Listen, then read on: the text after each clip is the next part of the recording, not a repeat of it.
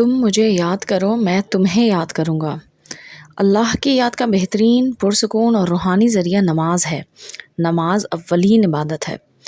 نماز زندگی کا وہ ریمائنڈر ہے کہ فجر سے ظہر، ظہر سے عصر، عصر سے مغرب اور مغرب سے عشاء، پھر عشاء سے فجر تک کا سفر اللہ کی یاد میں گزارنا، جس کے لیے پہلے خود کو پاک صاف رکھنا، باوضو رہنا، روحانیت کا احساس ہونا، باشعور زندگی گزارنے کی طرف پہلا قدم ہے۔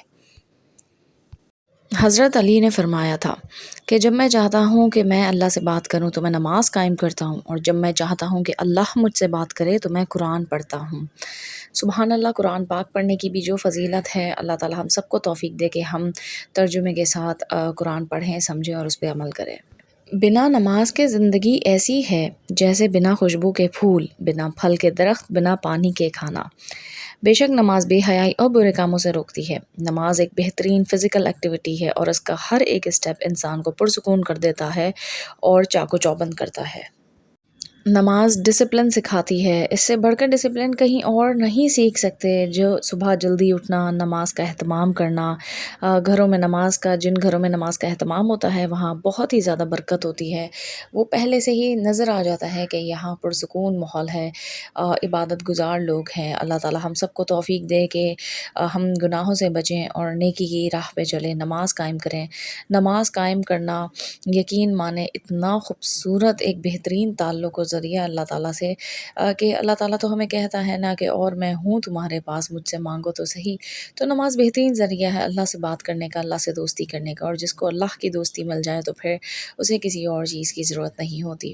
اصل دوستی، اصل تعلق انسان کا رب سے ہی ہے۔ جس نے اپنے رب کو پہچانا اس نے اپنے آپ کو پہچانا، اور جس نے اپنے آپ کو پہچانا اس نے رب کو پہچانا۔ کتنی خوبصورت بات ہے۔ جیسا کہ حدیث مبارکہ میں ہے کہ اگر آپ کی جوتی کا تسمہ بھی ٹوٹ جائے تو آپ اللہ سے مانگو۔ اس سے بڑی کیا بات ہے کہ آپ کو جس چیز کی خواہش ہے، جو آپ کو چاہیے، آپ سب سے پہلے اللہ تعالیٰ سے کہیں، چاہے وہ کچھ بھی ہو۔ اس سے بڑی کیا مثال ہوگی کہ جوتی کا تسمہ ٹوٹ جائے۔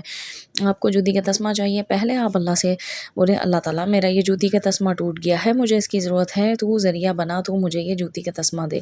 پھر اس کے بعد آپ اس کے لیے کوشش کریں۔ تو آپ کو جو چاہیے پہلے آپ اپنے رب سے کنیکشن بنائیں، اپنے رب سے مانگیں، اپنے رب سے تعلق بنائیں، اور اس کے بعد آپ کو اللہ تعالیٰ وہ تمام نعمتیں، چاہے وہ بڑی ہو چھوٹی ہو، کوئی بھی چیز ہو، جس چیز کی آپ خواہش کرتے ہیں اللہ تعالیٰ آپ کو ضرور اس چیز سے نوازے گا۔ یہ میرا پرسنل زندگی کا ایکسپیرینس ہے، اور جو لوگ اللہ سے مانگتے ہیں آئی ہوپ کہ آپ لوگ ریلیٹ کر سکتے ہوں گے۔ اللہ تعالیٰ خود قرآن پاک میں فرماتا ہے کہ اور ہم تمہاری رگ جان سے بھی زیادہ قریب ہیں۔ اور اللہ تعالیٰ جب خود اس بات کا کلیم کر رہا ہے تو آپ سوچیں کہ موت کے وقت جو بے ہوشی ہمیں حقیقت کھولنے کو طاری ہوتی ہے، اور انسان کو لگ پتہ جاتا ہے کہ دنیا ایک فانی اور دھوکہ تھا، دھوکے سے کے سوا کچھ بھی نہیں تھا، صرف اللہ ہی ہمارا تھا۔ تو اللہ تعالیٰ سے اپنی زندگی میں اپنے کنیکشن کو مضبوط کریں اور دعائیں مانگیں، دعاؤں کا سلسلہ یقین مانیں۔ جو دعاؤں کا سلسلہ رکھتا ہے نا جاری، اس کو اتنا سکون ملتا ہے، اتنا سکون ملتا ہے کہ میرے پاس الفاظ نہیں ہے اس چیز کو بیان کرنے کے لیے۔ مجھے دعا میں یاد رکھیے گا۔ اگر آپ لوگوں کو ایسی ویڈیوز اچھی لگتی ہیں تو انشاءاللہ تعالی میں ایسی ویڈیوز لے کر آتی رہوں گی۔ تب تک کے لیے مجھے دعا میں یاد رکھیے۔ اللہ حافظ، فی امان اللہ۔